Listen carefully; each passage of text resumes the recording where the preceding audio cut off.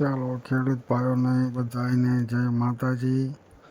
આપણે આજે ઉતારે છે મરચાં ઉતારે છે, પાળા બાંધવાનું ચાલુ છે અને આપણે છાંટવાની છે દવા. તો કઈ દવા છાંટવાની છે તો છેલ્લે લગીને વિડીયો જોજો. તો હું કઈ દવા છાંટું છું થ્રીપ માટે, થ્રીપ આવે નહીં એના માટે છે. મરચાં આજે ઉતાર્યા છે. પહેલા ઉતાર્યા છે મરચાં આજ.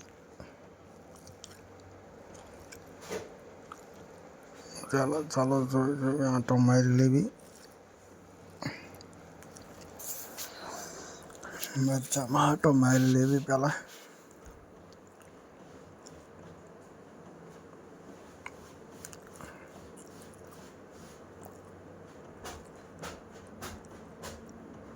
માણક જેવા મરચાં જે ઉતારશે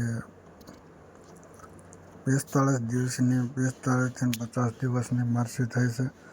માણક જેવા આજે ઉતરશે, પછી 8-10 દિવસ પછી પાછા બીજા ઉતરશે.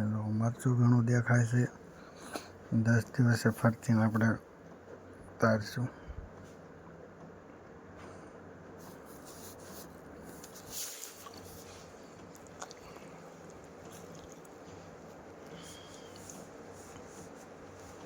એક ફેર પાળા બાંધ્યા હતા, પણ આ ફરીથી પાળા બાંધવાનો શરૂ છે. પાળો જેમ બને એમ મોટો કરવાનો છે. તો ચાલો આપણે સૌપ્રથમ તો પહેલાં તો પંપ ધોઈને કમ્પ્લીટ કરી નાખવાનો. ગમે તે દવા છાંટી હોય પંપ ધોઈને કમ્પ્લીટ કરી નાખવાનું.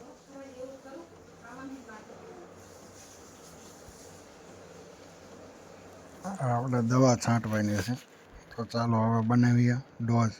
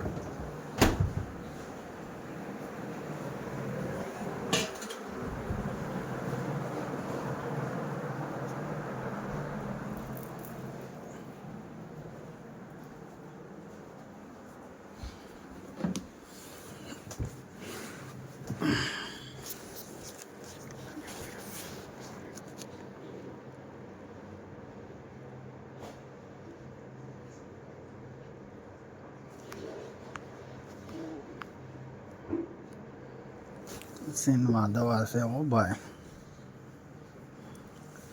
300 રૂપિયાનો એક પંપ થાય છે. 15 ml નાખવાની છે દવા. આપણે 6 પંપ બનાવવાના છે. હા, ડોઝ બનાવું છું ભાઈ. 50 ml નું છે.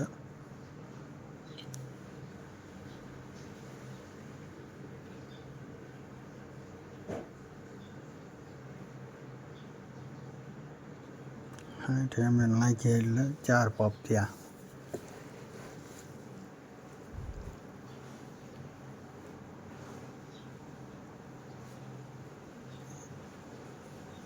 બીજા 30 ml નાખીએ એટલે 6 પંપ થયા.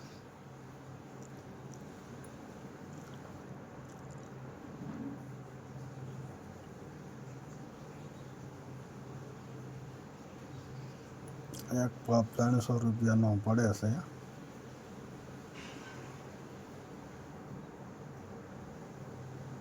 પણ આનું રિઝલ્ટ બહુ સારું આવશે. હું તમને 4 દિવસે પછી તમને પાછો વિડીયો નાખીશ. 4 દિવસોમાં કમ્પ્લીટ રિઝલ્ટ આવી જાય છે. અસર કુકરની હોય તો સીનવા મારી દેવી એટલે 100% રિઝલ્ટ આવી જાય છે.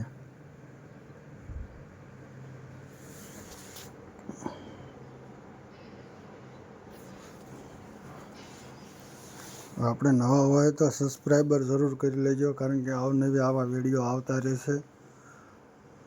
નવા વિડીયો આવશે. આપણે મરચીની સ્ટીકમેન્ટ કેવી રીતે કરવી છે અંત લગીને જોઈજો તમે બધા. સબસ્ક્રાઈબર કરી લેશો તો જ તમને નવા વિડીયો જોવા મળશે. ખરેખરનું મિક્સ કરી લઈએ.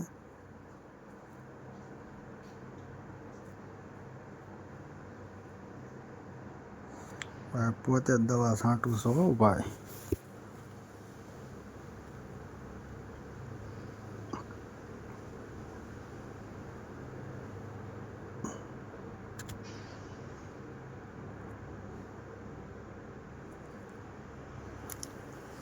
ચાલો મિત્રો બધાને જય માતાજી. નવા હોય તો સબસ્ક્રાઈબર કરી લેજો, શેર કરજો, કોમેન્ટ કરજો અમારી મરચી કેવી લાગી. અને તમે પણ દવા છાંટો તો મને રિઝલ્ટ આવ્યું છે કે નથી આવ્યું જરૂર કોમેન્ટમાં કહેજો.